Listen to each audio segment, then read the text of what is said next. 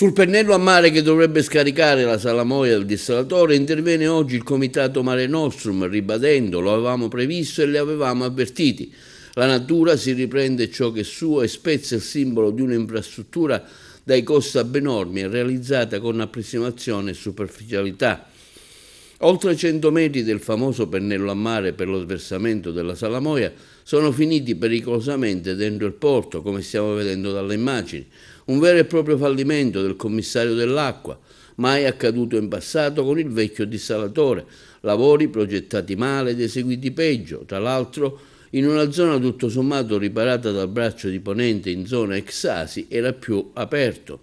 A questo punto, afferma il Comitato Mare Nostrum di Porto Empedocle, è facile supporre che ci saranno altre criticità che non conosciamo, ma che comunque sono comprovate dal fatto che l'impianto non ha mai funzionato a regime.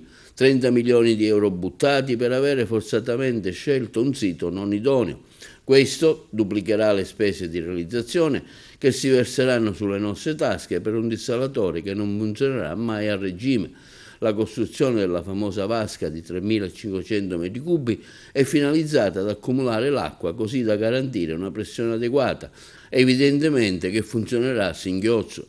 Il comitato, conclude in maniera ironica, doveva funzionare per l'emergenza estiva e siamo quasi arrivati a Sanremo.